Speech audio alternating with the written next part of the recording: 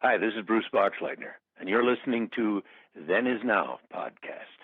Rise and shine, my sinners. When Father Evil starts his day, he gets a little deadly. Deadly Grounds coffee has the richest, smoothest flavor you'll find anywhere. It's sinfully delicious. Once you go deadly, you never go back. Order yours at getdeadly.com. Coffee's so good, it's scary.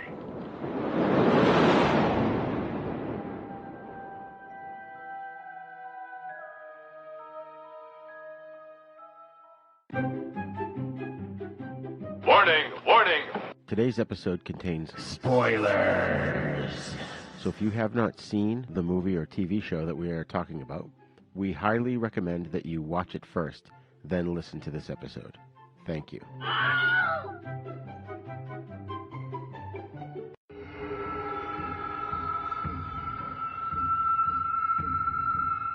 Welcome to 13 Days of Hallowtober.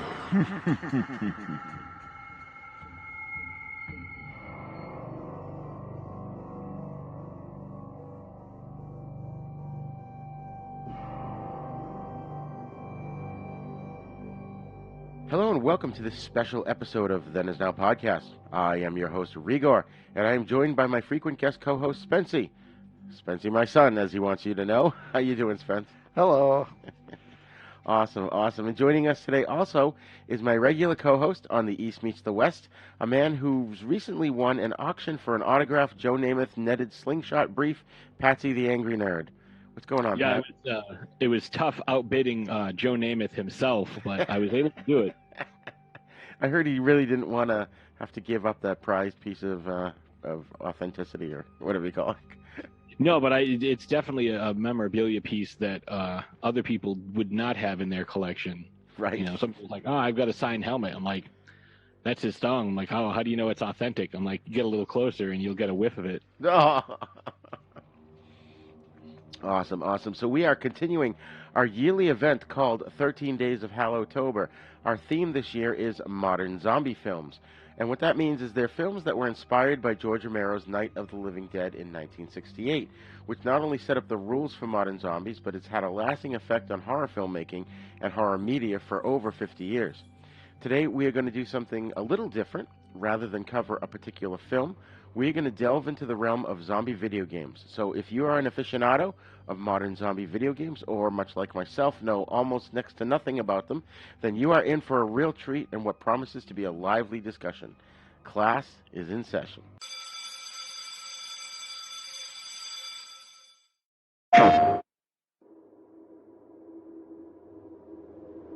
Long ago, a young girl went with her mother to pick berries for her father, who was hard at work.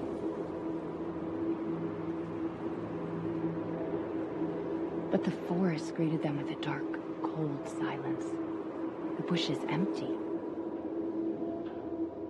Yet determined to find the berries, the rascal broke free of Mother's grasp and vanished into the trees. Mother's worried cries faded fast as the girl ran on, over vine, under branch, and into the forest deep. What is it with that creepy story? It's just a local tale. You're really into that stuff? Quit being so paranoid. No! Friendly. Who are you? Who sent you? What's going on? They're coming. Who is?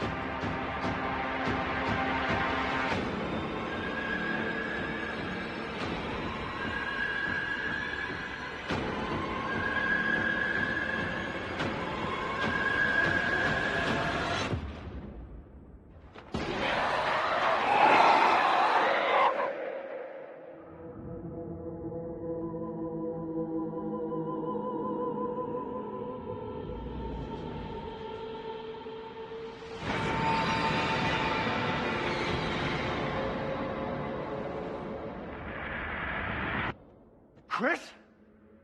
Sorry, Ethan.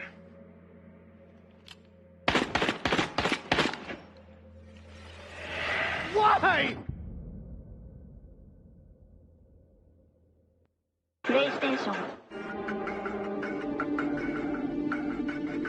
Okay, before we dive into it, let me just give the nice folks at home a brief history of zombies in video games.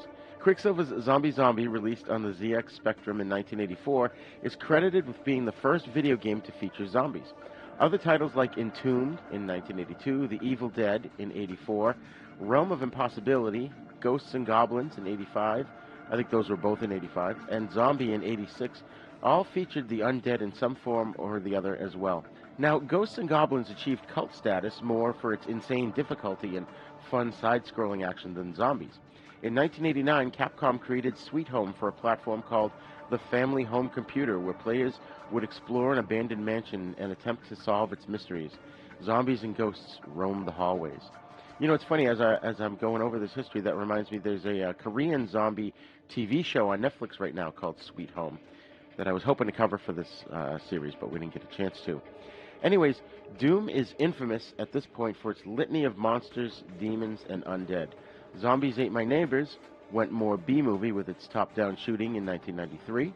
A game called Alone in the Dark actually innovated on the 3D characters in a pre-rendered background space while introducing gamers to paranormal mysteries and the occult. Monkey Island 2, LeChuck's Revenge, in 1991, featured its primary antagonist returning as a zombie. But Capcom's Resident Evil in 1996 gave birth to the third-person survival horror genre that we know today. Not only did it force players into complex puzzles and careful observation, but its zombies were threats that facilitated running away, conserving ammo, and fighting when no other choice was available. It was new and different, even though the story, voice acting, and graphics weren't probably all that great. Now, Sega's House of the Dead went the other direction in 1997, incorporating virtual shooting mechanics by way of a plastic gun that players actually aimed in the arcade. Similar to Duck Hunt, but with non-stop action and fast shooting, which ended up kickstarting an entire generation of light gun games. The success of Resident Evil prompted the development of sequels, including the critically acclaimed Resident Evil 2 in 1998. Other developers were hopping on the bandwagon at this point. Blood in 97 and Carn Evil in 98 both introduced scary worlds that involved the undead. Medieval in 1998 was a game where you played as a recently resurrected knight out to redeem himself. Other games, such as Nightmare Creatures, Shadow Man, The House of the Dead 2, and whatnot, continued the trend well into the 21st century. While the appeal of zombies started to go away, even though Capcom managed a short revival with Resident Evil 4, zombie titles like Warcraft 3, Dead Rising, Dead Space, Siren, and others remain popular. Call of Duty World at War 2008 was an unbelievable success when it first introduced zombie mode into the franchise, resulting in a storyline that concluded in Call of Duty Black Ops 3. There's so many other games that are going strong, and we're going to talk about all of them today. So guys, let's get started. Let's go around the room and see where it all started for you and what got you into zombie games. Pat? Well, for me, the first thing was I never had any of the like high-end systems, you know, right when they came out. So I got my first PlayStation. I ended up with the PlayStation 2, you know, years after they like kind of shrunk it down and made it, you know, smaller and a little more compact. So I have that one. I still have it too, but like I didn't get it right when it came out. You know, same with PlayStation 2. Same with PlayStation 3. I didn't get one of those right away. It took a while.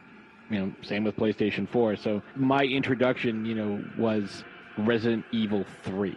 I never really played 1 or 2 until years later, but my brother had a PS2, and so I had borrowed Resident Evil 3 from somebody. I had no idea what it was about, but I had heard good things about Resident Evil 1 and 2, so I was like, oh, let me try this, and it was pants-shittingly good. I enjoyed that game so much. Because I was so unaccustomed to having like not so much open world, but like a much larger world. I was still fairly used to like side-scrolling and, you know, games like Mega Man, even, you know, into, you know, the mid-1990s, or as some people refer to them, the late 1900s. Even up to that point, like I was still used to like those types of games because I never really, you know, played anything else because I never had the systems. So Yeah, Resident Evil 3 for me, like getting the chance to like walk around and like have different options to where you could go. Like, do I want to go around this corner? Oh, this door is locked. Well, let me try going over here. Oh, this door is locked too, but it says I need a key for it, which makes me think there's a key somewhere around here, so let me explore. And not knowing how the game plays, it's like, oh, I have a shotgun. Oh, I only have a couple of shotgun shells. I should probably conserve this. Oh, crap, zombies. Bam, bam. Oh, now I'm out of ammo. All I have left is some floss and a toothpick. So that was my introduction, and that actually really made me kind of fall in love with the genre, and I have replayed Resident Evil 4 more times than I could possibly count. But I'm such a huge fan of that series and, the lore and the mythology that goes along with it, even though they sort of switched it up a little bit for Resident Evil 7, which we'll talk about, I'm sure. But there are some interesting choices made throughout the history of the franchise. And this is the one that I am most knowledgeable about. So this is one I'll probably be talking about the most. But I've played some of the other ones. I've played House of the Dead in the arcade. Oh, yeah, I remember that. I've played Dead Island, Dead Rising. Dead Rising is a lot of fun, too. But yeah, that's where it all started for me. Resident Evil 3 on PlayStation 2. Nice. Spency? I can attest to the Resident Evil franchise, but I did get into those a lot later, personally. I grew up understanding the concept of zombies. I have Re-Gor as my father, so of course I know everything there is to know about the horror genre. But my first video game zombies encounter, I actually had Call of Duty World at War on the Nintendo DS, which utilized a mobile game console that had the touchscreen on the bottom, so I would use the little stylus to aim my character. It was a first-person shooter, yet I would still press one button to shoot and aim with the screen. And I was so afraid of the zombies that when I loaded into the zombies game mode in Call of Duty World at War, I didn't see a single zombie. I quit because the sound scared me enough. I never got to play one. And then when I first really got, I was also scared of the Evil Dead game that we had on the PlayStation one I have on 2. the PS2, yeah. Yes, I actually recently played that a little bit more. It's a lot of fun. But which one? It was the Evil Dead. Dead by Dawn. Oh, he would. Okay, because I have Fistful of Boomstick. Oh, yeah. So those ones scared the living daylights out of me enough that the first zombie I encountered in that game, I'm like, nope, I quit. I gave up. I was very, very scared as a child. And then I suppose the first time I encountered zombies was Call of Duty World at War on the Xbox 360. And I remember playing that with you. Yeah. That was horrifying because I left after getting scared to go down to get some drinks. I come back up. As I'm coming up the stairs, I hear a girlish scream. We're the only ones in the house. So I hear a girlish scream. And I'm like, what happened? And you just turned to me with a sad look on your face of, one came up behind me.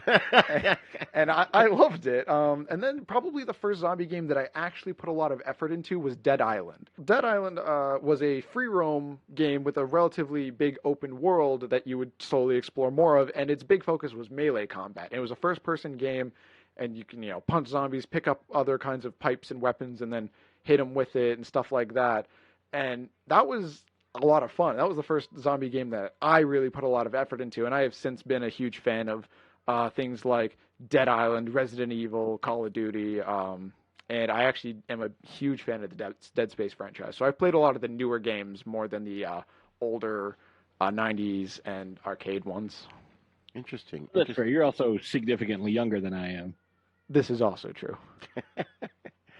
Yeah, and it's funny, like I said, my video game experience is more 70s and 80s, and then I had a Neo Geo that a friend of mine went off to the military and he gave it to me, and there were no zombie games on that, but then I had another friend years later that I brought it into work, and we would play it at work, and we would hide it, so we wouldn't get caught, and then he wanted the Neo Geo, and so I traded it to him for the PS2. So that's where I first got the PS2, which I think was around 2004. And so the only zombie video game, like I mentioned, that I had was the Evil Dead, Dead by Dawn. And that one, I don't think I ever actually solved that one. Did you, Spence? No, I didn't finish it.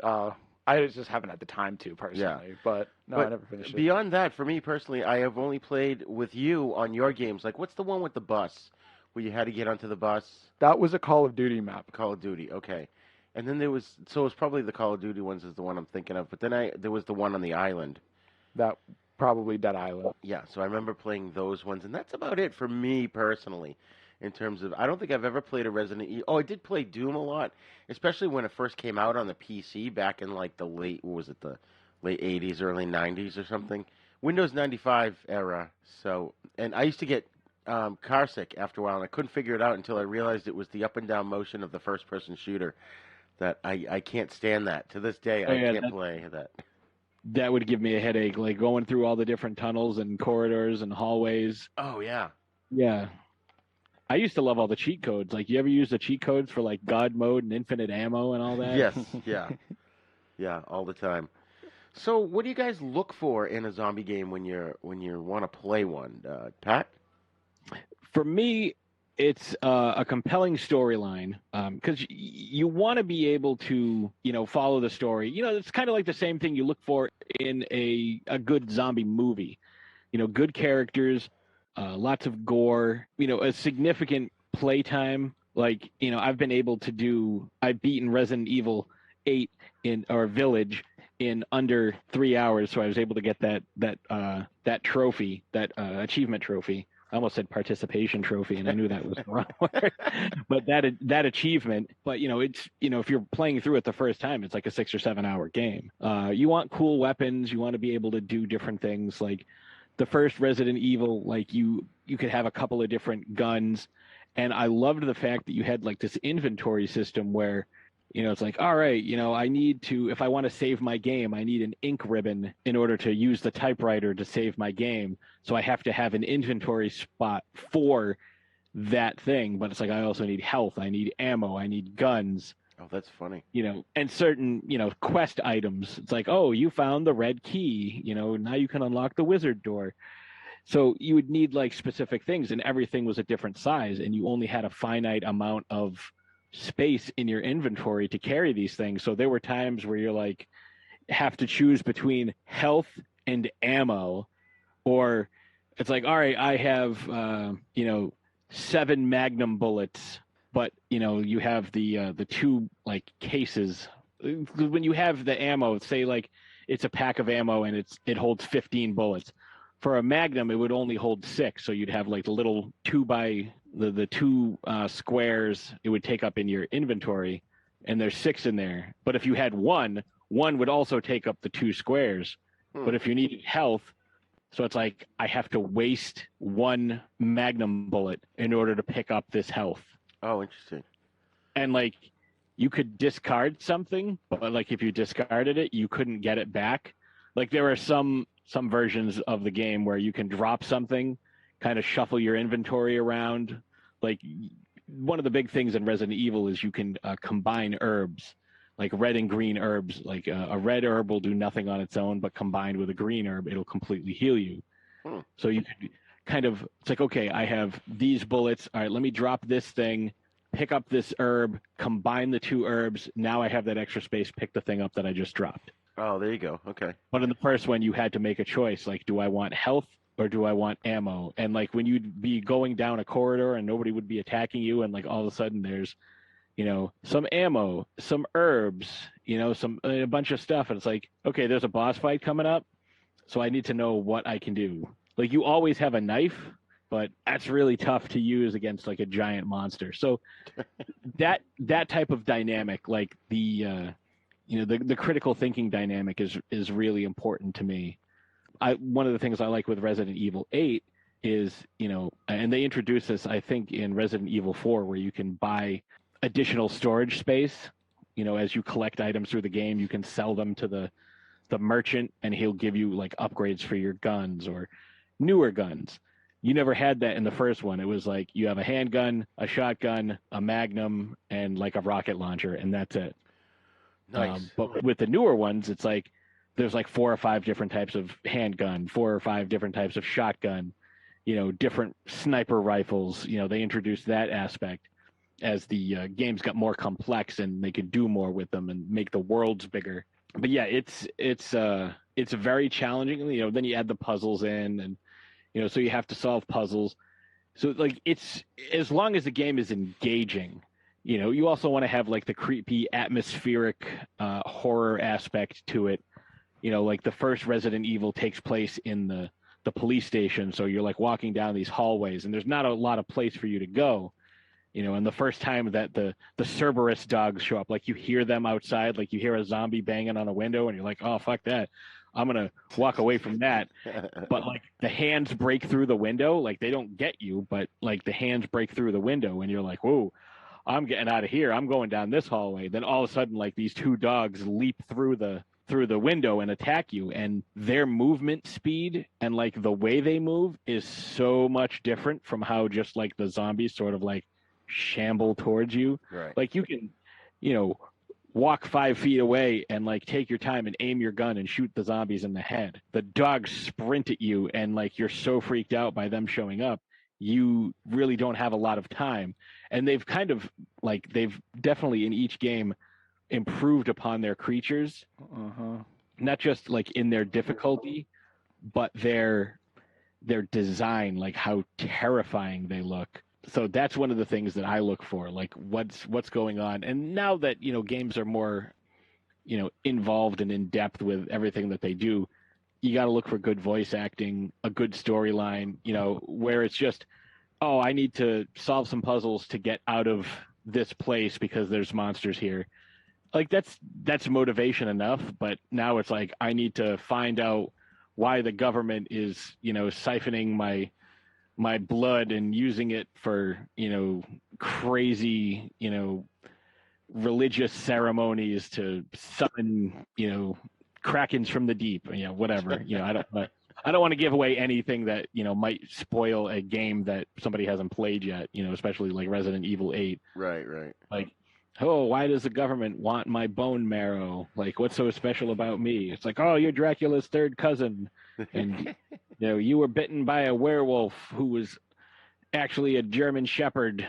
Like, I don't know, like, you know, there's crazy shit that happens in these games. And there's always like some sort of like, you know, overriding conspiracy and you never know who to trust. And it's like you always have like this one weird dude and it's like, gee, I wonder if he's the hidden bad guy. And it's like, oh, it was me all along. I'm the bad guy. It's like, oh, really? The guy who never takes off his sunglasses and like speaks creepily and like isn't friendly to anyone? Really? You're the bad guy?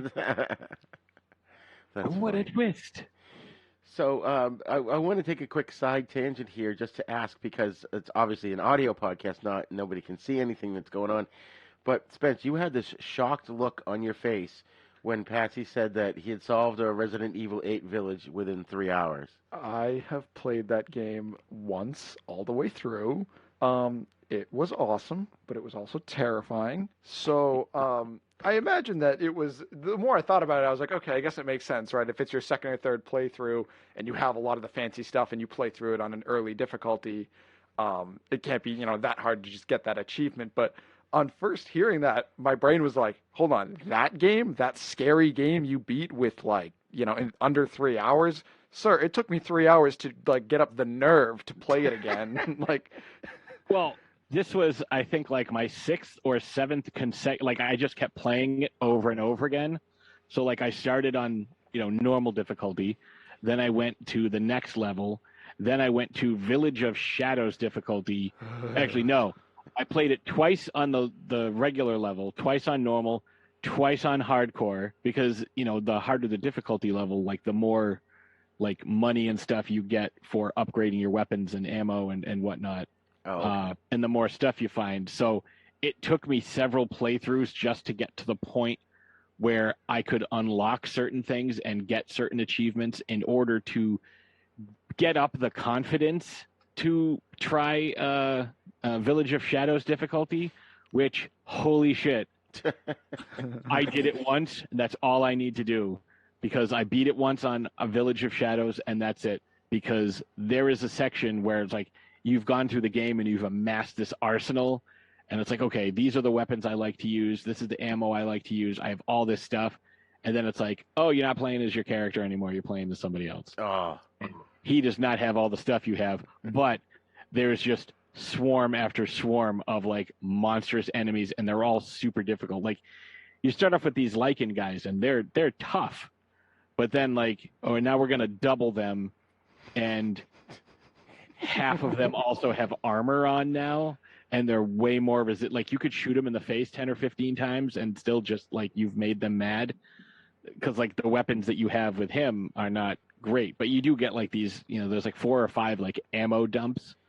So like your best bet is to just kind of, and I found this out the hard way, take some flash grenades and throw them into the crowd of people, and when they're stunned, don't try and fight them, just run through them to the next like checkpoint that triggers the next cutscene.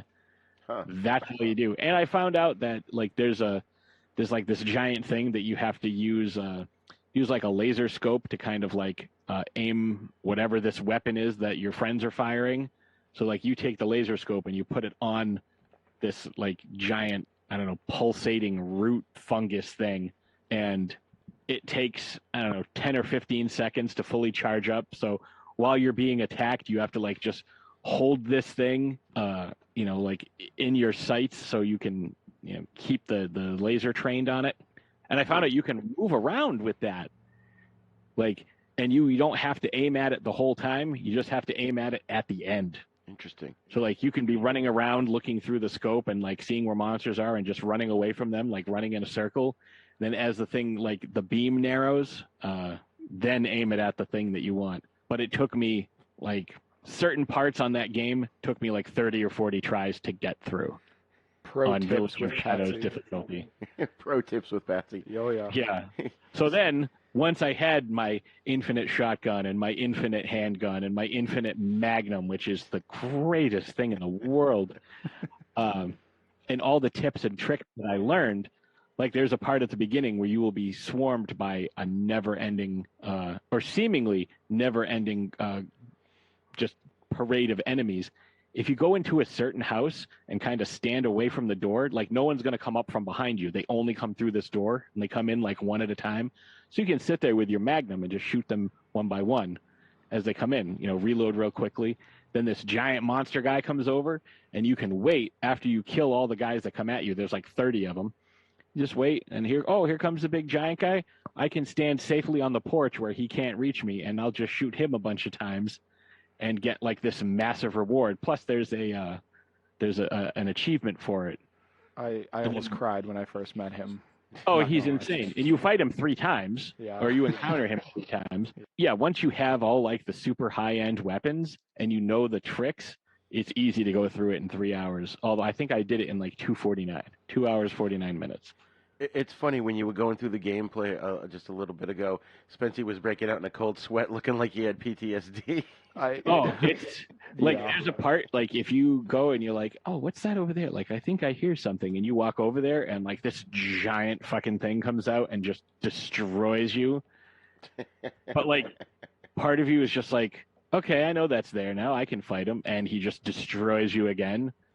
Like Right. This is a weird game because it has like random flour sacks sitting around, and like you can kind of shoot them and like use that as subterfuge.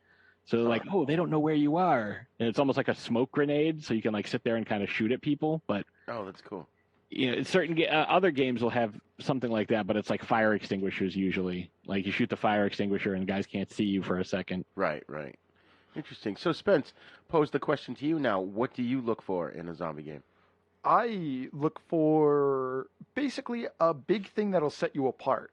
Something really, really unique that we haven't really seen before, or if we have, it was decades ago, right? Like when Resident Evil remastered their games, they didn't just take the 90s versions of, Resident Evil 2 and Resident Evil 3 and give them decent graphics. They rebuilt the games. So they play similar enough that your skills would carry over, but different enough that it's not the same game. Right. So that was something that I was interested in. Or something like Dying Light, because Dying Light had marketed as a day-night system, and at night, worse zombies would come out, and all the zombies would become much more feral. It would go from Night of the Living Dead to Train to Busan level almost instantaneously, and stuff like that. Dead Space had a big gameplay loop of, instead of shooting the head, you have to dismember them to kill them. And to me, that stuff like that is really, really cool. I mean, Call of Duty Zombies is round-based. It's not a linear zombie game like Resident Evil or a open-world one like Dead Island or Dying Light. It's, you kill the zombies, round 2. Now there's more zombies, Now there's more monsters and stuff like that, and you're in an enclosed space. So I look for uniqueness in things like that. I am always thinking about what mechanics would I change, what mechanics would I add, what scares me enough that I want to keep playing it, but not enough that I don't want to keep playing it. Right. So things like that. I mean, I look at zombie games as part of the horror genre as a whole. I mean, you mentioned Sweet Home. I've played games that are called, Sweet Home that are Asian culture inspired. And to me, that's just like, oh, that's the next level of this stuff. Like, that's just another part of this mythology that's being used as a core of these horror games. So for me, I look for, uniqueness in mechanics, but also, good story, characters that matter and stuff like that, and well fleshed out details. Similar to what Pat said, except a bit more like, for me, it's a bit more broad because I love the horror genre as a whole. So whenever it's a zombie game, I'm like, okay, cool. Why should I play you and not Dead Space 1, 2, or 3, or Dying Light or Dead Island, or Resident Evil? Interesting. Now Spencer's sort of expounded upon being scared, and I know I've had my share of scares, as he mentioned, playing these. Pat, do you ever get scared playing these games? There's definitely a sense of dread or foreboding in certain spots. Like, there were a couple of times where in Resident Evil, because usually you can see these things coming from a mile away, but in Resident Evil 7 and 8, 7 especially, I had one jump scare where I was like, whoa, like that really got me. Resident Evil 8, or Village, got me 4 or 5 times. And like, I am like a hardcore horror guy. And I will say this, and Spence, I'm sure you will 100% agree with me. Fuck that baby. No, I don't want to talk about it. I don't want to talk about it. It's not a zombie. No. I don't want to talk about it. I showed that to my wife. Like, the first time I saw that, I yelled and swore. I was like, nope, fuck this. And, oh, man, no, thank you. Like, that's, like, the creature design, they've just gotten better and better and better and better and better. And it's this one. Yes. Like, there were, like, one of the like Lycan Alpha things, they look almost comical to the point of being terrifying. They kind of have like these huge, like almost unhinged jaws. Like they run on all fours, and they look like Muppets. They look like terrifying Muppets. I'm actually gonna jump on that as something that I kind of repeated myself when I was talking about what I like is the big thing I also look for is more monsters, more than one thing to fight. Don't get me wrong. I love when the first, third of the game is fighting zombies, right? Like that's a core tenet of the game. They don't want you to forget that. But eventually it just gets worse. Resident Evil 8 specifically with those alpha Lycans, personally, I love them because I actually think there's a really awesome take on werewolves that I'm going to take that idea and use that in my own media. But, like in Resident Evil 2, the Lickers. Yep. Lickers are just basically clawed, skinless people with, only bones and muscle showing, and they crawl all over the walls. They have these massive tongues that they lick you with, and that's how they attack you. When I first met a Licker, it was on the ceiling, and it ate a zombie with its tongue and grabbed it from the ground. And I remember a frog catches a fly. It's I remember going through the door, seeing that, and just nope. I turned back around and I left for another 2 minutes. So for me, creatures. Dying Light has a lot of really, really cool zombies. They marketed these big, like night creatures, and they come out at night because the UV light will make them burn, almost like vampires even. And I thought that was a really cool thing. Was like, you have the zombies, but then you have worse creatures to worry about, or different creatures, so that eventually you see a zombie, you're like, oh, thank God, it's only one of you. Right. Even then, earlier in the game, you were, crying yourself to sleep because of these things. If you slept. That's funny. Are there any Walking Dead video games, and if so, have you guys played them? There are. I haven't played them. The one that I know, the first thing that came to my mind was the Telltale series, where it's kind of like a choose your own adventure thing. Where like you're faced with different choices, and the way you choose to approach these things, that kind of dictates where your story goes. Yeah, so the gameplay for the Walking Dead, the Telltale series, Telltale Games makes all their games like this. This was their big selling point was you would say encounter a situation where two people are getting attacked by zombies. Whoever you chose to save, regardless of like who survived, those people who were associated with one person or the other would favor you. And then, you know, maybe you would save Herschel's family member, or you would save, I think his name was Dale's family member. Right. And if you tried to save one, they would favor you, and you would have their resources, and they would be able to help you, and the narrative would change fundamentally with a lot of those things. Those are really cool. There's also another Walking Dead game. It's a VR game, a virtual reality game called Walking Dead Saints and Sinners. Huh. And it's, a virtual reality zombie game. I will not even get into virtual reality zombies. Oh.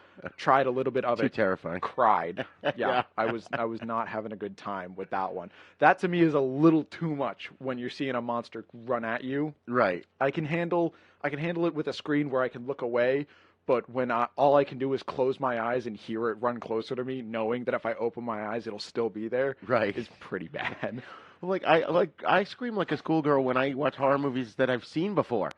Let alone I tried that a couple of VR games. They weren't necessarily zombie ones, but it was terrifying.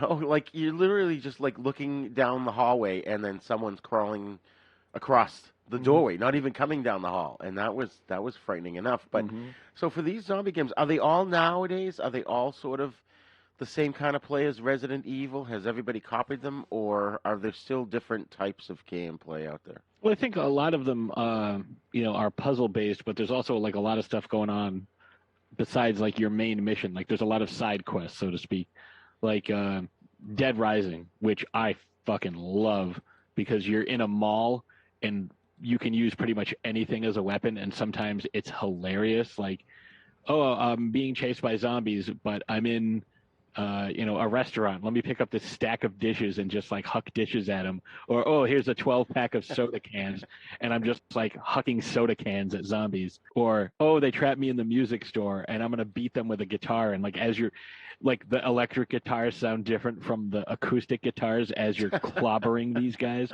And it's awesome. If you're in the sporting goods store, it's like, the golf clubs and the hockey sticks. Like, you don't use the clubs and the hockey sticks to hit the zombies. You hit golf balls and hockey pucks at them. Like, you can put on different outfits as you go through the mall. Like, you can dress in anything you want. Like, I'm in you're playing as this guy, Frank West. It's like big, tough reporter. And it's like, if you want to go put a dress on, you can go put a dress on. Put on, like, different, hats. And they have they have laser swords. Like, they're supposed to be like lightsabers, but they're really not. That's funny. You can use those, and your weapons only last for a certain amount of time. Like, if you have a pipe or a 2x4 or an axe or a machete, it only lasts for a short amount of time. But fortunately, some of the better weapons in the game, like, say, the machete of the guy that chases you through the hardware store, when you kill him, you get his giant machete, which is just the best fucking weapon for mowing through zombies. If you go back there later on, like once you use it up and it doesn't work anymore, because it just kind of breaks down, which is a mechanic that I like, you can go back to that hardware store and get another one of those. Wow. There's you can use like a lawnmower, like an ice auger. Some of these things are funnier than others. Like, you can, if you take a shower head, you can jam it in a zombie's skull and like blood will pour out, which is just awesome. But yeah, there's a lot of cool stuff. There's always guns lying around because there's like mall cops there. So like, if you knock the mall cop down, you can take his gun. There is a part where you're outside and like these like 3 convicts are like chasing you with like this huge machine gun, and they're in a truck. But you have to there's a lot of escort missions, helping people back. And it turns out this is like some sort of weird parasite. Like, so once it turns dark the first time, because you only have 72 hours, like in-game hours. So you're up against a ticking clock and you have to get back. Like, there's like 6 or 7 different endings. There's like a weird cult too. Like, I don't know what's up with it, but like there's these guys with like these weird green masks and like raincoats and like rain boots, and like if they catch you, they will drug you and take all of your stuff. Oh, jeez. Then later on in the game, like the military comes in and you have to sneak around and get around away from the military, but you can also take their guns. So there's that aspect to it. Although if I'm going to be honest, the game with the best story and maybe the best, probably the best story is The Last of Us. I don't know, Spencer, have you played that one? I have not. I'm not a PlayStation kid as much as I wish I was. But yeah, The Last of Us is very narrative based, very much with a lot of the mechanics core to making sure the story makes sense. And it's this very tragic tale, and that's their big selling point. There is, I think every zombie game has their thing, right? Like Call of Duty Zombies is advertised as a tertiary mode. Dead Rising is advertised as you're in a mall, you can use any weapon you want. It's meant to be a little silly with a lot of serious undertones. A game that I want to mention, and I think is possibly one of the really, really top tier zombie games, is Left 4 Dead 1 and 2. Left 4 Dead is, you have 4 players, and if you don't have any friends to play with, it's you and 3 other computers who are playing characters and helping you. And a lot of the core mechanics of the game are about helping each other. So there are some of them bigger monsters that can grab you or can stun you, and the only way you can get out of that is somebody else killing that thing or stunning that thing. Wow. That kind of deal. So you can't really help yourself too heavily. You can really only just kind of arm yourself up and then help each other. And I think that's a lot of fun because it's very horde mode based. It's very much you're going through the level, but eventually it'll get to a point where you have to go through this door that'll activate the emergency alarm, and the zombies are all going to come attack you. It's a hack and slash game. Right. And you could actually attribute that similar to not a zombie game, but Warhammer Vermintide. So the hack and slash genre is a very much fun overlap with the zombie genre that I definitely think has a lot of aspects to it. Some of the developers of Left 4 Dead were not able to make a third Left 4 Dead for reasons that are greater than our control. Thank you, Valve. They have made Back 4 Blood, which is a spiritual sequel to that. And they have these, bigger, fancier monsters that will stun you, will grab you, will essentially put you in a mode of, if you're not saved, you will die and you are not currently playing, but your friends have to shoot that thing to save you.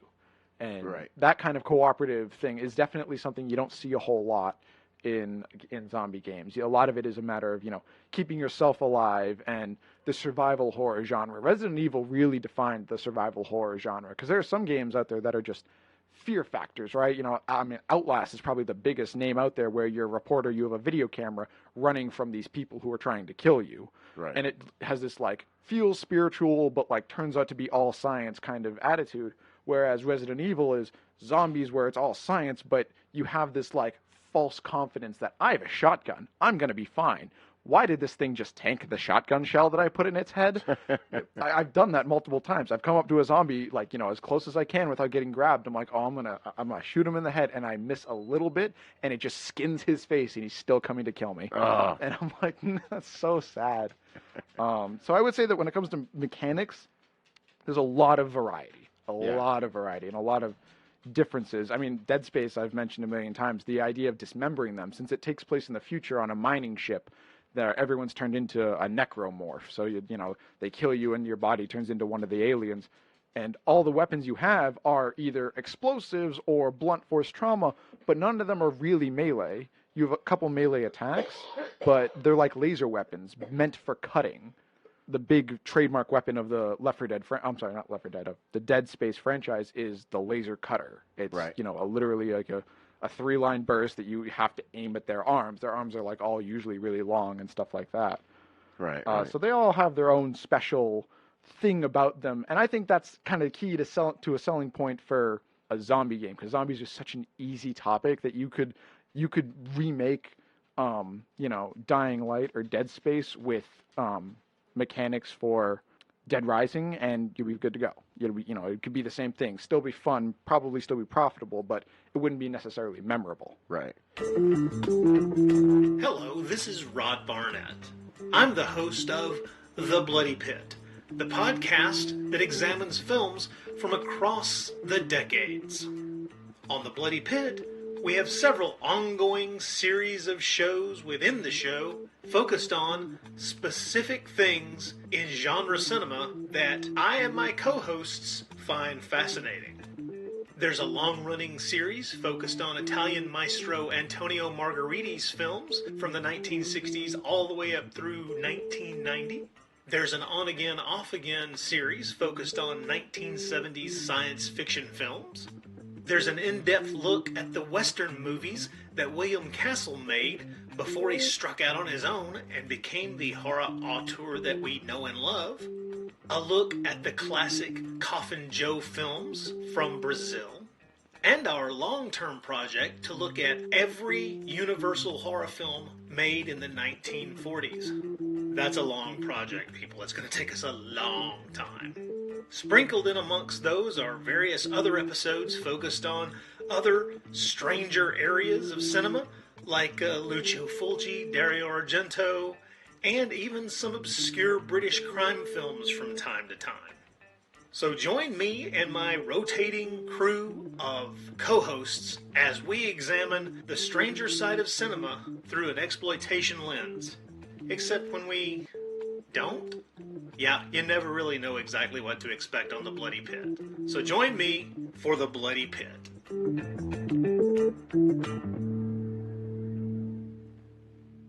Hi, this is Re-Gor, host of Then Is Now podcast and The East Meets the West. I just wanted to say thank you to all of our Patreon subscribers. We appreciate your support as we grow the audience for our shows. You could find our links to our Patreon page as well as our TeePublic page at havenpodcasts.com. With Patreon, you'll get a lot of exclusive stuff, including our monthly pop culture newsletter, cool gifts, discounts for TeePublic, and our special exclusive show, Then Is Now Filmmakers series, in which we interview directors, producers, writers, composers, special effects guys, basically anybody who works behind the scenes in film and television, and get their insights into the process of creating films and TV shows. Also at our TeePublic page, you'll find cool merch that you can get or even give to others as gifts. You can find those links at our website, or you can go directly to tpublic.com/stores/havenpodcasts and patreon.com/thenisnowpodcast.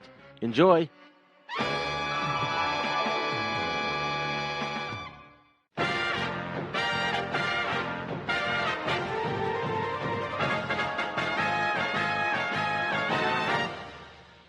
Shark Bites Podcast. It's the greatest show in history. From the Dorkening Network, hosted by a nerd who's named Patsy. From movie reviews to tips on surviving the coronavirus, Shark Bites has it all. Follow us on Facebook and suggest topics at sharkbitespod@gmail.com. Available on iTunes, Stitcher, Spotify, and wherever you get your favorite podcasts.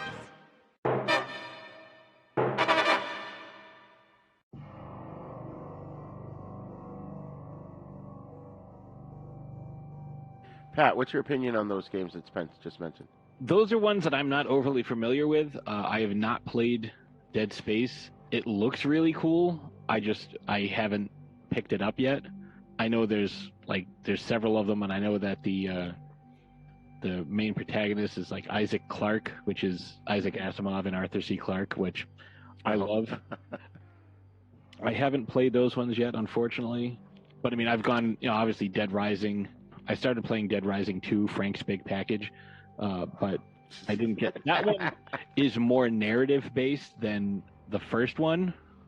The first one, all I tried to do, what's nice about that is like, if say like you're at level 15 and like you die, like you can continue the game from there, or you could restart it and be at level 15. So I just kept doing that because you have to kill as many zombies as you possibly can.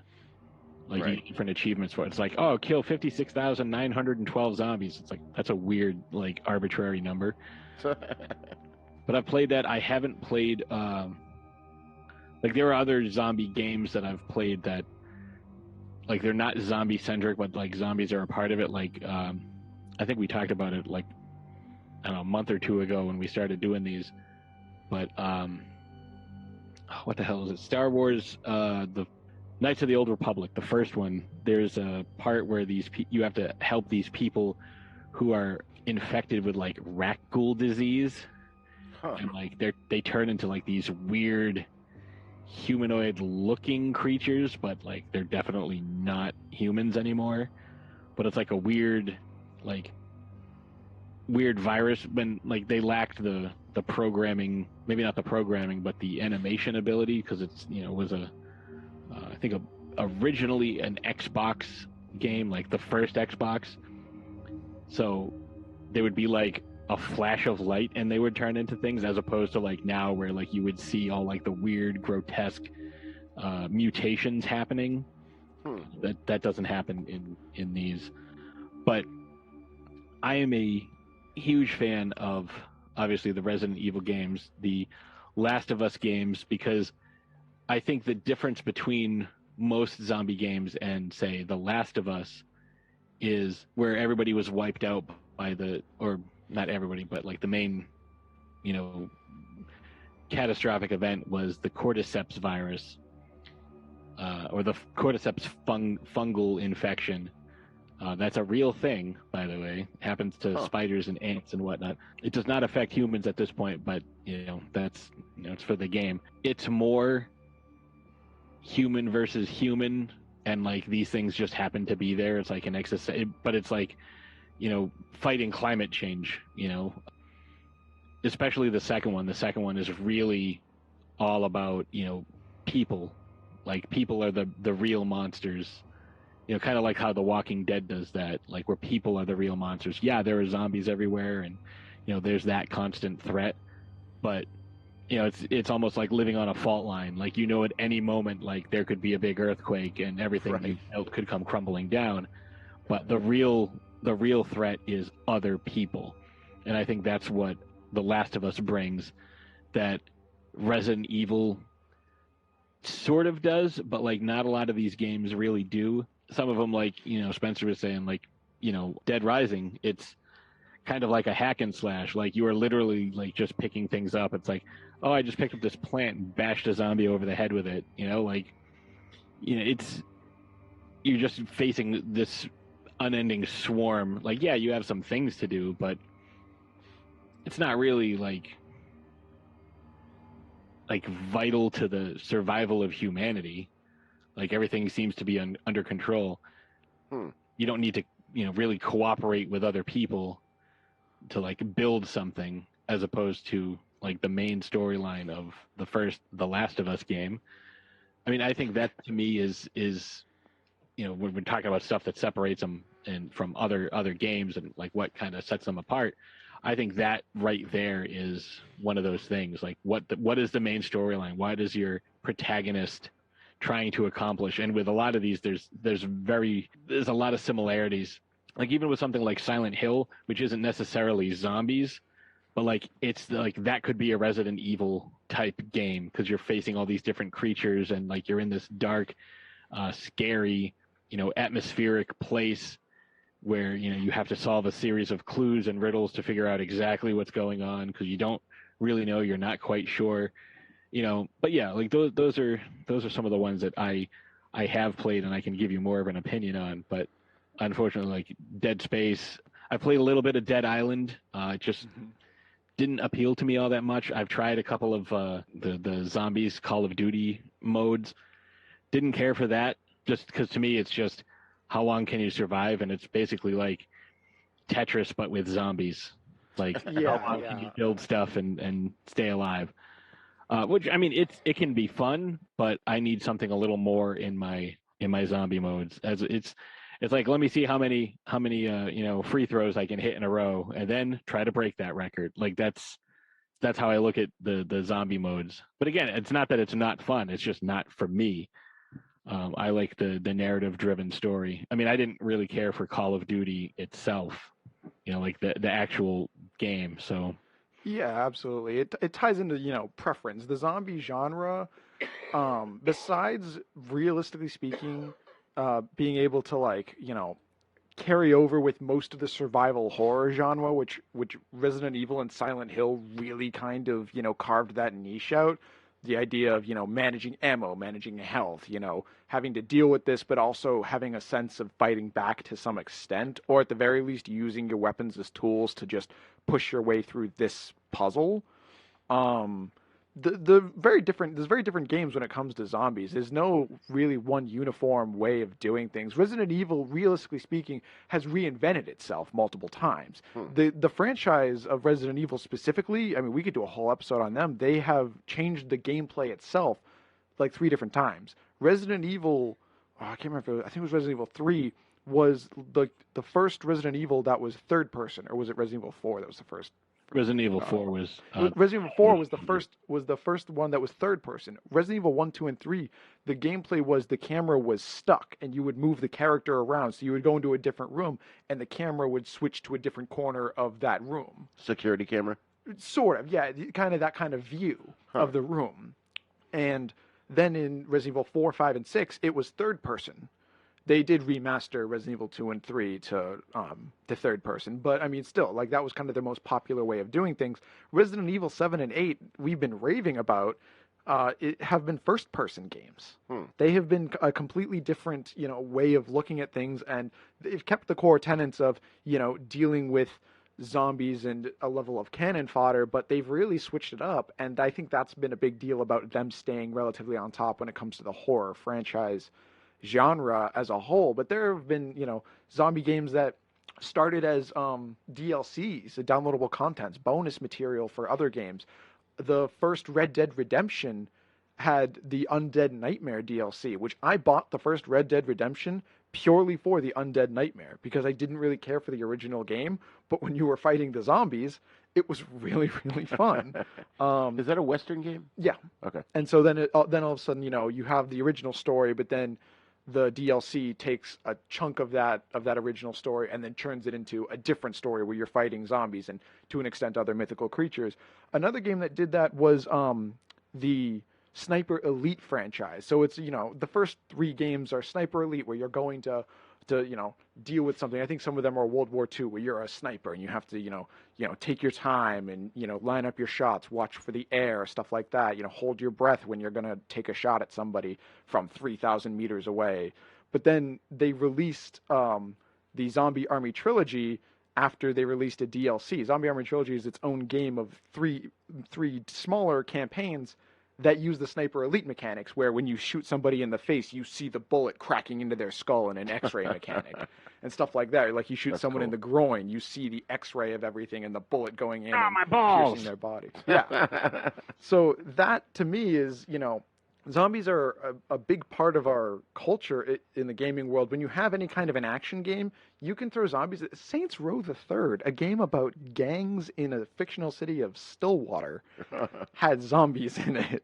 Granted, the franchise was going a little loony anyways, but they had a section of this, a plane crashes, and then a section of the city is just all zombies. Interesting. You just go and fight them. And so I think there's a lot of fun to be had with the survival horror, but then the action side of the zombie genre, as well as the narrative side that fuel things like The Last of Us or Days Gone, for example. Oh, Days Gone's not bad. I started playing that one, but again, that one to me was just, a lot of side quests and very little main quest. It was more like the story of how I get my motorcycle back. Yeah, I never played it enough. I would like to. I actually, a big thing that's been on the rise in some zombie games is a lot of the zombie games that we know and love have a big deal to do with individual experiences with zombies. Resident Evil, up close and personal. Dying Light, Dead Island, Call of Duty, up close and personal. It's not until, even Call of Duty maybe later has a bit of a horde mode, but you still have to kind of care about the individual zombies, and there's no click this button to kill a zombie kind of deal. Whereas the game that actually was based on World War Z had to do with the horde mode. Because, World War Z, you're seeing them flow like water and waves of them running over each other. They put that into a video game, and it actually gets really fun because they start to climb up over each other, up a wall to get to you guys, and you have to shoot the bottom of that pile, right? Or throw a grenade down there, and then everything blows up and they all fall. Yeah. And it's funny, but I think that's a really fun mechanic of the horde mode type stuff. Yeah, we saw a little bit of that in Train to Busan. I love that. That to me is so much scarier than the whole dealing with one zombie thing. Because eventually, if you're good at fighting some shambling, intellectually useless monster becomes nothing. When you have, whether or not you have a shotgun in your hands is irrelevant to the literal wave of monsters coming at you. That to me is something I want to see in more games, and a mechanic that I've been thoroughly enjoying in games like World War Z and Days Gone. Right. So, Pat, you had brought up Silent Hill, and I was going to ask that. Would you guys consider Silent Hill a zombie game? I mean, I've played the demo of that, and it's not really, right? No, it isn't, but it's got a lot of the same type of mechanics, where you have a lot of the, like the weird, creepy nurses and like all these other like really, screwy looking, like all limb people. Like they don't have heads, but they're like, they have like 6 arms or 6 legs, and like they're just crawling around, trying to kill you. And there's like really weird, nightmarish shit. And to a large part, Resident Evil kind of has gotten away from the zombies, and like they've sort of changed and evolved the like the thinking. Like it went from the T virus, turning people into zombies, and then the G virus, and then which would turn random people from like if you injected it into living flesh, it would like horribly mutate people, but they'd kind of still have their faculties, like we saw with William Birkin. And then like the Nemesis stuff, it's just there's lots and lots of like advancements. So it's not just zombies, it's this virus. And then you get to Resident Evil 4, and it turns out it's like a parasite, Las Plagas parasite. And it's then you get to the next one, Resident Evil 5, which is the one in Africa with Shiva, which is the first time you can do like 2-player co-op mode, which is kind of cool. Oh, cool. It gives you it's a different like evolution of the Las Plagas virus. I forget. I didn't finish that one. It's like the only 5 and 6 are the only 2 I haven't finished. But yeah, I would say that a lot of the survival horror games aren't exclusive to zombies, but were carved by zombies.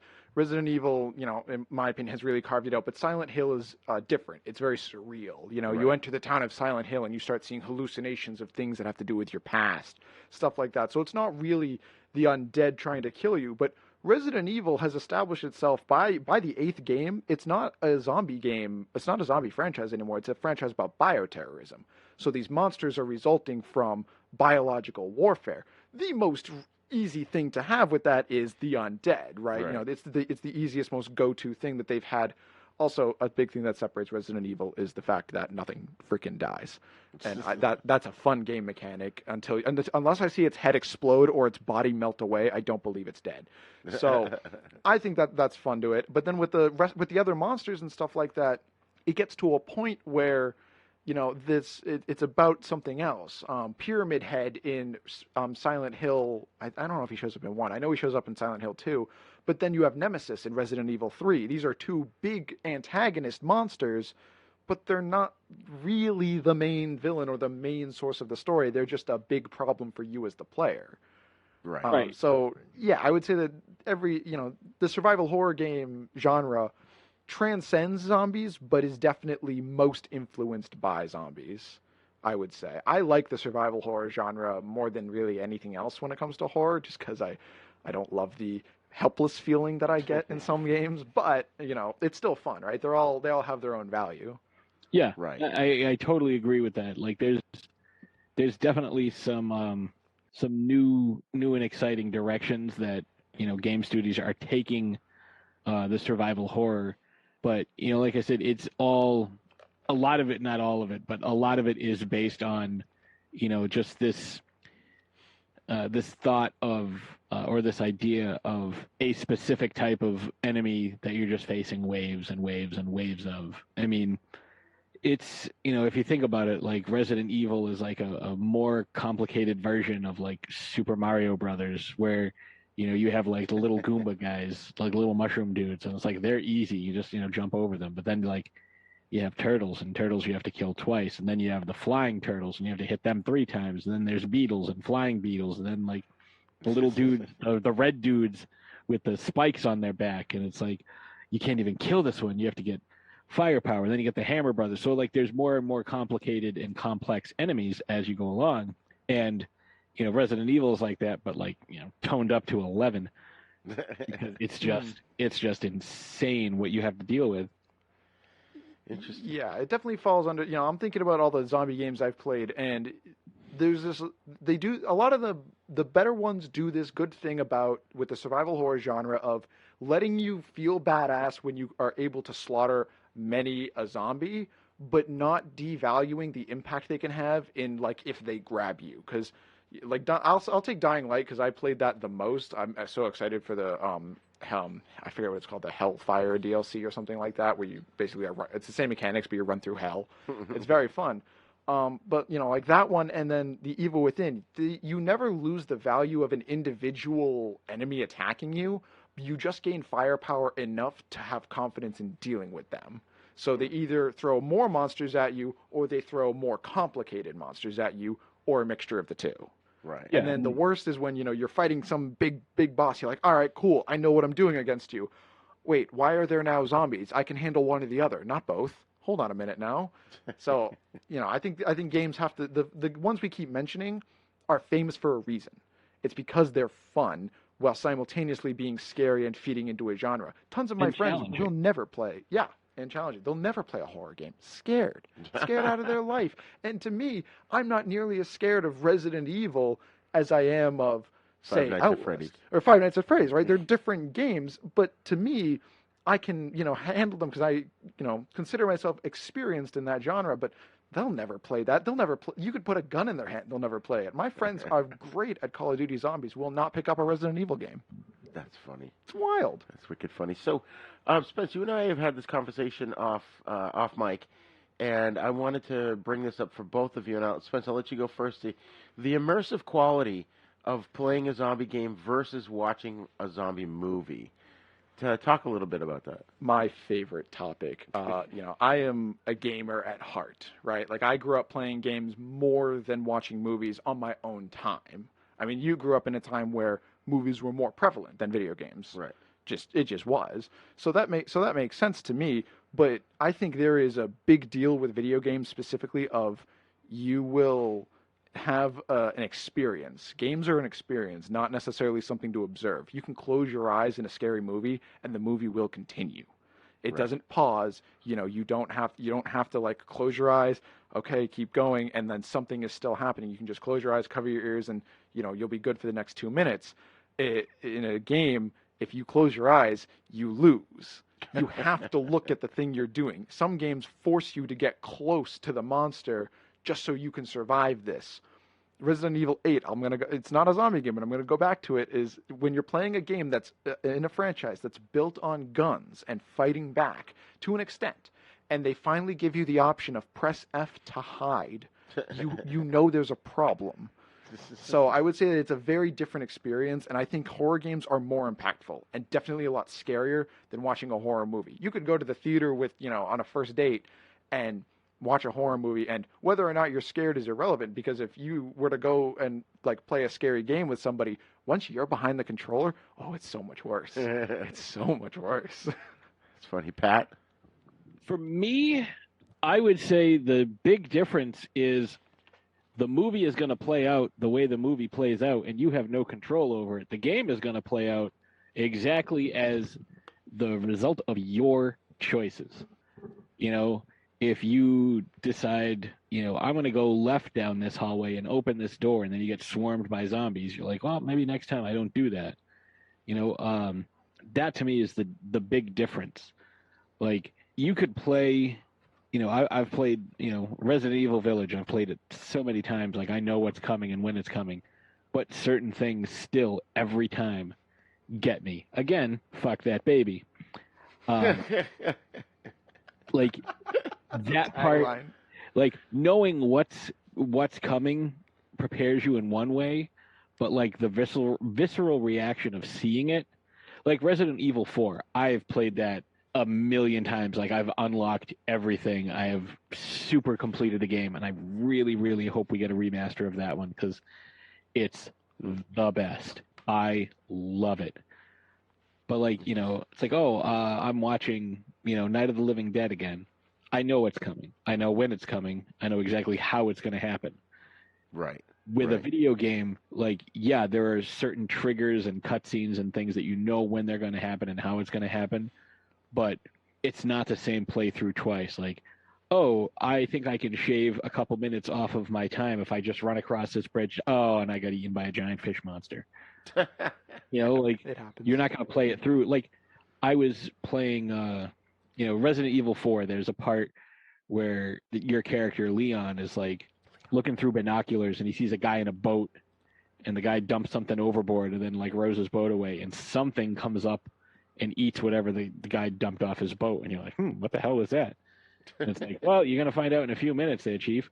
Oh, jeez. And you, you can kill fish and use the fish as health restorative items. Huh. So I'm standing there on this dock and I'm just like shooting fish. I have tons of ammo because I've played through it a couple times. So I'm just shooting these fish, because it's a little bit of a challenge. And I'm like, bam, take that fish. Bam, take that fish. Bam, take that fish. All right, I've got like 4 fish. I'm going to go grab. Holy shit, this giant thing just came out of the water and killed me because I disturbed the water too much. That's funny. Yeah, the best games all have options, in my opinion. When you can bypass one enemy one way, or they don't force you to do the same thing and go to the same spots every time. Obviously, it gets hard to do that, right? I mean, linear games are linear games, and they're fun for a reason. But like I know when Mr. X is going to come get me in Resident Evil 2. That doesn't change the fact that it's Mr. X who's going to come and pummel me. Exactly. Yeah. So I agree with that. That there's a level of experience that you can do something different. You can go to a different spot on the map and try and out-juke him. You can find the best spot to, run around, or, you have to learn the area of the map. I remember playing Resident Evil 2 Remastered and learning the area of the police station, getting to a point where I'm like, okay, cool. If I go left here, I can go around and get to the place I needed to be, and he won't be there anymore. In a horror movie, you're going to watch the character do what the character's going to do. You know that this person's going to die at this time no matter how you slice it up. Right. And there's nothing you can do to change that, where at least in some games you can prepare for a certain fight or something like that. You have a level of preparation, simultaneously you have a level of no idea what's going to happen or if your actions are even going to matter. Right. Right. Like, I know that there's a boss fight coming up, so let me hoard all my magnum ammo, even if it means using my knife on a couple of like lone zombies, just because I'm going to need this ammo later on and I can't waste it on these clowns. Yeah. So I'll use my knife for now, and then I will go through and have, like, all right, I have like six explosive rocket rounds and 4, magnum rounds, and I've got like 30 shotgun shells. I'm like, okay, that should be enough for this, and I've got like 6 grenades, so that should be enough for this particular fight scene. Right. And I think I told you guys, I recently got kicked out of laser tag place because they frowned upon using a knife to save ammo. So, yes. How could they? So I just want to throw this one out there as we start to wrap up here. Plants versus Zombies. That one's so much fun. I agree. I love that game. It's a mobile game, right? Mm-hmm. Yes. Oh, it's so much fun. They did make, I think it was a free game on PS Plus within the last couple of months. Because I do the PS Plus and I fucking love it. Because you get like 2 to 3 free games every month. And, usually the games are like a year old, but it's usually stuff that I wouldn't go out and buy. Like, I think the one that's coming out in a couple days for October is like, this is like a PGA Tour game. And it's like, I haven't played a golf game since golf on Nintendo. So, like, I wouldn't go out and buy it, but I'll take it for free. Like, there's a ton of games on there that as long as you have PS Plus, like, they're yours forever. So, right. I mean, Resident Evil's on there. Like, there's a ton. So, I mean, that's me. Yeah, I mean, I'm the same way when it comes to games. I mean, I use Xbox and PC stuff. So, funny enough, thankfully Resident Evil is not a PlayStation exclusive, so I actually do get to enjoy that a lot. But Plants vs Zombies, I think the one you're talking about is Garden Warfare, where it's not just the 2D, you place the plant to shoot the zombie with the pea shooter. You actually like are playing as a plant, Right. and you are playing as a zombie, and you have to win your side of the war, Yeah. kind of deal. And I think Plants vs Zombies feeds into the comical side of zombies, right? Like Right. it's silly. It's not meant to be serious. They've got the football zombie who runs at you. He's got the helmet on, so you got to knock the helmet off so you can eventually take him down. But it's not, it doesn't devalue or ruin anything. It's part of the zombie genre, but it's not a horror game per se. Right. It's not graphic at all. It's not scary. It's not graphic at all. Some games, I will throw out there, name drop the Fallout franchise. They have what are feral ghouls, and in one of the little notes of the game, they say they're not zombies. They're just horribly irradiated humans who act like zombies. Because they look undead. They run at you and slash you up and try and take you down. They will run at you in a horde and try and kill you. I myself was, taking down this small monster to defend my settlement, and I was like, wow, I wonder why they called me here to help me. And I turn around and there's 25 ghouls there, and I was like, wow, that was absolutely terrifying. So zombies exist in other franchises, and they add a layer of like fear and tension to it, but they don't always have to be the defining factor. And sometimes they don't make the difference. They're just another enemy for everybody to throw in or to add a little bit of mythology to. Right. And that kind of deal. So, Pat, you mentioned earlier, you brought up George Romero's Night of the Living Dead, and that's, the whole point of this series, within the series, is we're talking about things that came sort of in the wake of Night of the Living Dead. So what do you think, Pat, is the influence that this film and his sequels have had on these games?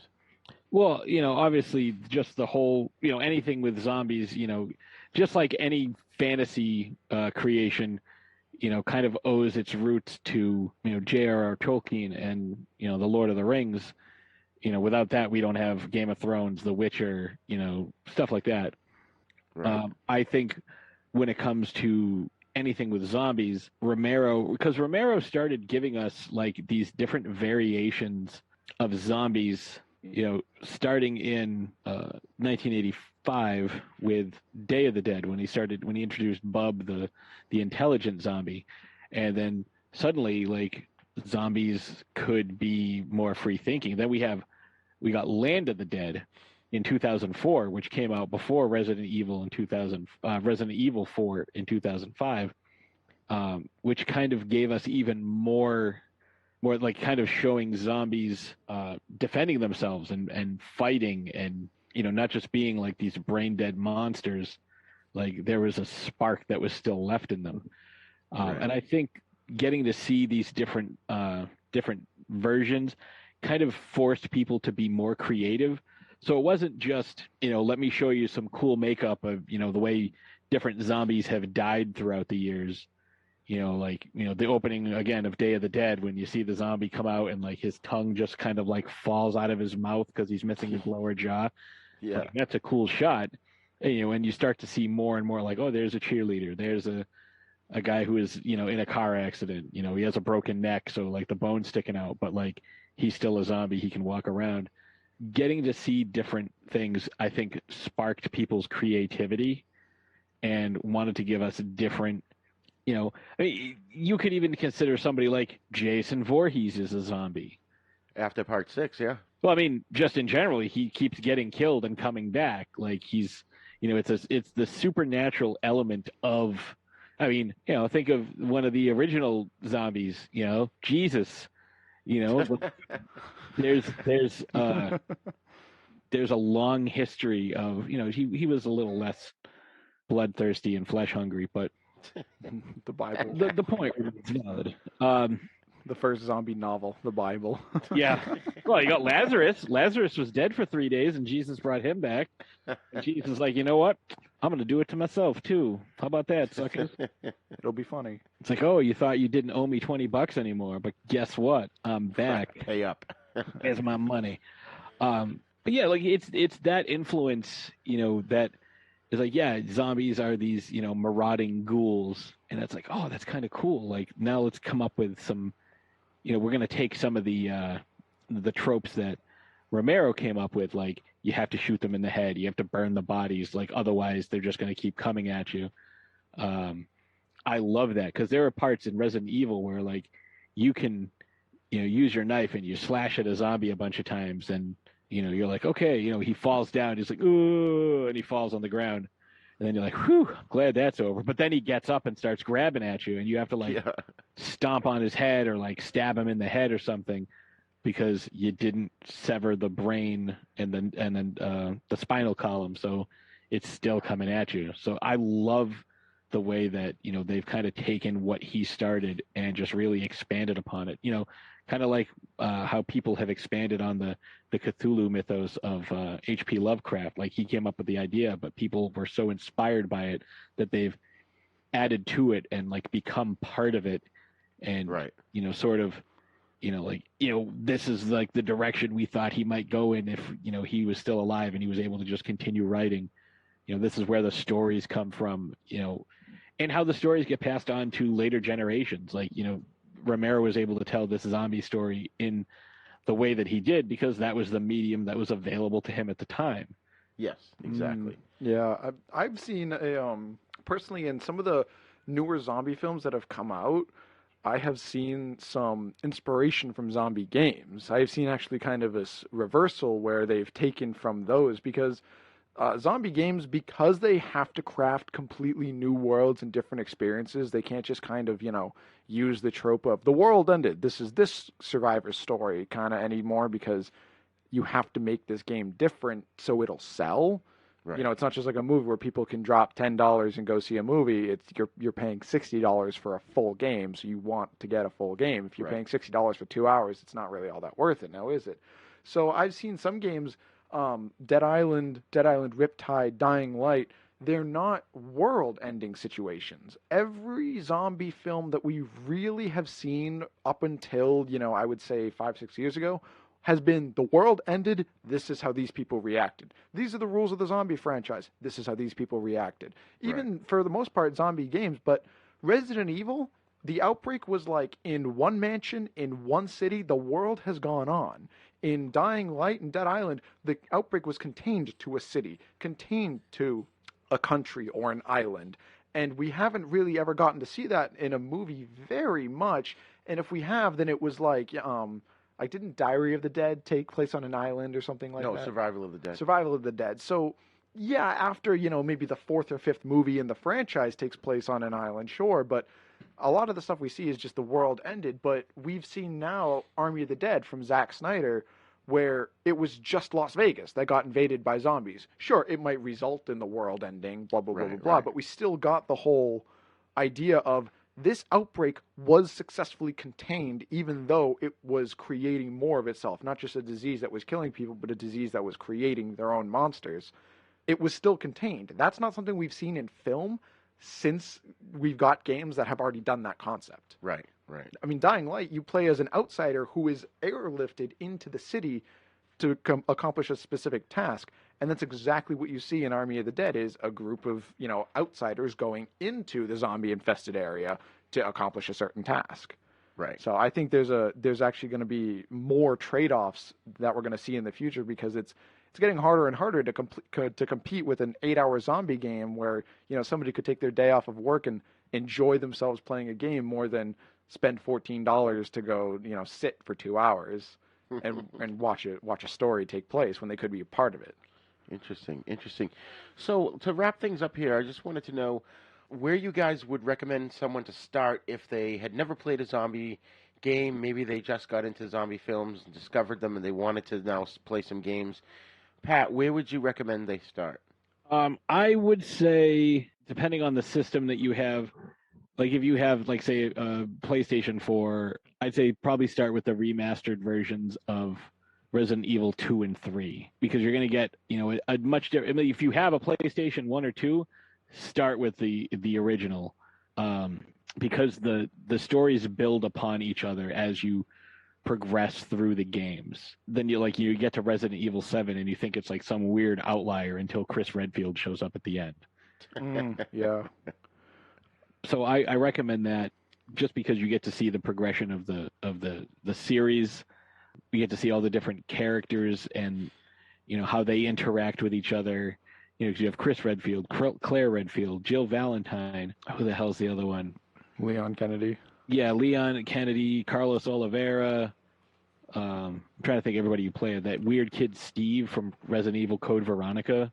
I think his name was Steve. I mean, Ethan Winters. He's the newest protagonist. Yeah, is excellent. Yeah, like even the first game where they give you the option of, and it's the first game is like so like sexist because like if you play as Jill, like there's a part where you have to play Moonlight Sonata on a piano, and like Jill can play it, but if you're playing as Chris is too manly to play piano, so he has to get a girl to do it for him. And it's like the nurse. I want to say her name's like Becky or something. I don't remember. Rebecca something. It's been a long time. But he's like, oh, I can't play the piano. Do you know how to play the piano? She's like, I'm a girl. Of course I do. While I'm doing it, would you like a sandwich and a sweater? Like, that's hilarious. Spence, where would you recommend someone begin? I would say it depends on what you want to do. If you want to just have this like casual, fun, more action-packed experience, I would actually gear you towards something like Call of Duty, Dying Light, or Dead Island, because those are very much based around the enjoyment of killing zombies in their gameplay.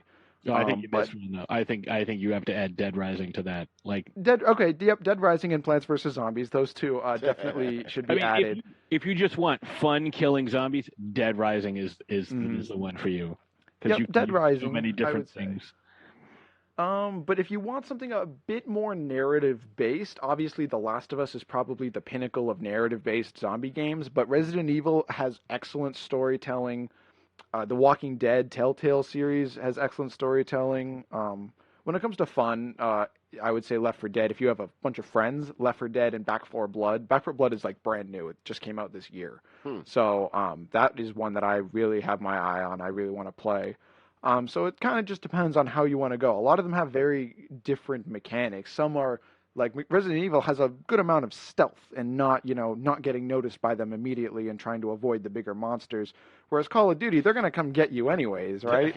But so you might as well just pick up a gun and shoot them now before they get you. Whereas I think Dead Space kind of combines a nice mixture of, killing zombies and getting weapons and stuff like that and upgrading yourself, but simultaneously you're also, in a very, very, nightmarish setting. The Evil Within is one of my favorite horror games ever. I love The Evil Within. And it's got The Evil Within, I think, has a great mixture of the Silent Hill surrealism mixed with the zombies of Resident Evil. So I think The Evil Within is probably the best survival horror game, whereas Call of Duty, Dead Rising, and Left 4 Dead have the more action-packed zombie-killing fun aspects. So it depends on what you want out of it. If you want pure narrative and story, I would go with any of the Walking Dead games or The Last of Us. Right. So, are there any upcoming zombie games that you guys are looking forward to? Potentially the re-release of or the remastering of Resident Evil 4. I mean, we've got 2 and 3, so 4 logically would be the next one.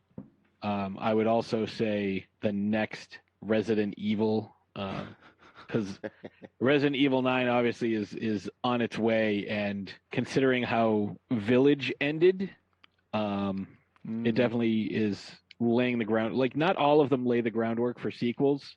This one definitely does. I think Resident Evil 9's gonna be 4 years at least, personally, because the Resident Evil 8 did just come out, and I'm sure that everybody's relieved that it launched well. So I think that's going to be a little ways out. Something that's been announced is the remaster of the first Dead Space. That I'm excited for, with some, 60 FPS 1080p personally, as well as, I don't know much about the next Call of Duty and its zombies. I say play World at War, play Black Ops 1 and Black Ops 2. Back 4 Blood I think it just came out recently. And that's, a very hack and slash shoot 'em up style zombie game, which is a lot of fun. And the biggest one that I know of is definitely coming out is at the end of this year. We have been waiting for Dying Light 2. Now, Dying Light 1 came out in 2015, and it had a few major DLC releases, but we've been waiting for this second game for at least like 4 years now. They released some gameplay of it a year or two ago with no release date. So it was only a few months ago that they finally announced, hey, we're actually going to drop this thing in December. Oh wow! So I'm that's really what I'm waiting for. And the big thing with Dying Light, I'm going to rave about it, is the parkour. It's very much it's got free running mechanics where you hold down this button and it kind of activates your free running mode, and you're leaping over things and leaping up buildings and climbing up them like Assassin's Creed and stuff like that. So that's a lot of fun mixed with the melee combat of zombies and some of the fighting styles you can have in the first game are hilarious. I'm gonna name drop the drop kick because it's hilarious to drop kick a zombie from way off a building and just watch it fall. That's funny. So the sequel to that is something I'm super excited about, as well as Back 4 Blood. I did play the pre-release beta version of Back 4 Blood, and I thoroughly enjoyed it and stuff like that. So those are the big ones that I'm up to. And yes, Resident Evil 4 Remaster I am also looking for, but I haven't heard anything on it in recent months, so I'm not holding my breath for it personally. Right. That's fair. Personally, I would love to see a Marvel Zombies game. That would be fun. That I would not be surprised to see coming down the pipeline. Yeah. Marvel just released or they announced, at least I should say, they have this new strategy game. I forget what it's called, but you play as a bunch of different characters like Ghost Rider and Doctor Strange and Wolverine and stuff like that, and it's basically magic. It's the magic side of the Marvel universe, and it's a strategy game. So I think that if they were to try and delve into the horror genre with Marvel Zombies, because I read that comic. Oh, yeah. That was brutal. And there's a What If episode, which I haven't watched yet because I really want to see it, and I've only been able to watch them infrequently, so I'm kind of watching them in order to savor it until I get to it, But yeah, that would make me almost consider getting, one of the newer game systems just to play that. Yeah. Yeah, I kind of want a PS5 still, but as considering that I have zero time to play video games these days. Yeah, I know. Like, I'm barely, I'm lucky I'm able to talk about them for as long as I have. Yeah, exactly. All right, well, thanks a lot, guys, for joining me in this episode, and I hope that people at home, really learned about these zombie video games. If you didn't know anything about them, or if you did, we'd love to hear your opinions as well. So that's it for this episode, and join us again for the next one.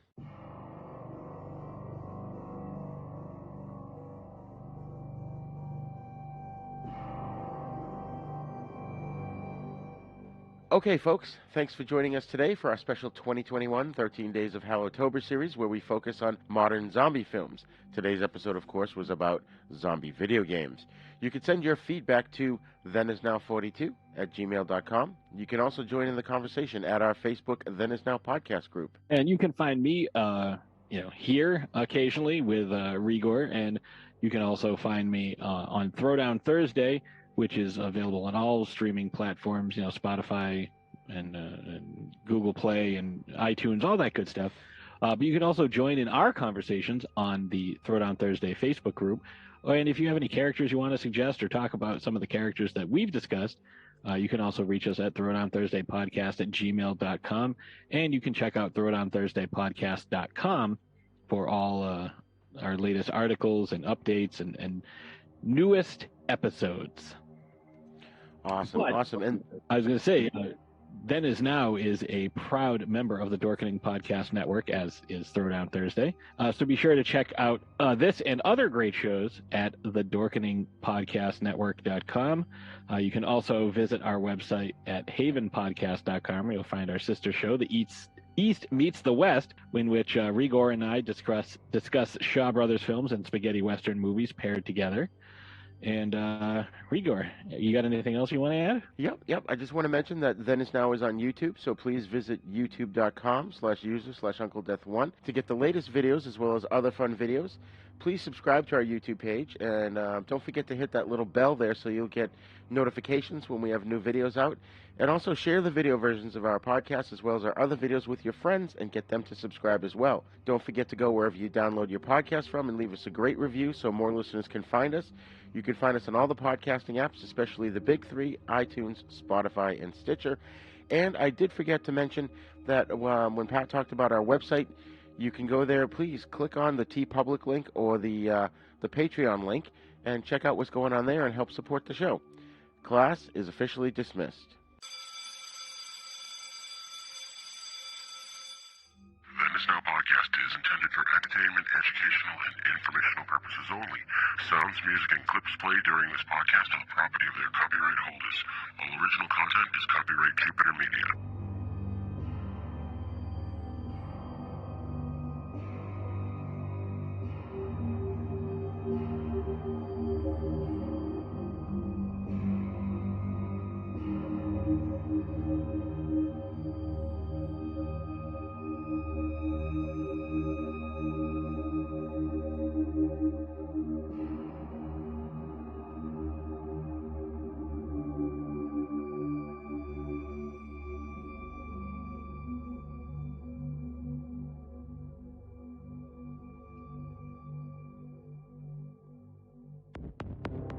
For more shows like the one you just heard, check out the Dorkening Podcast Network at thedorkening.com.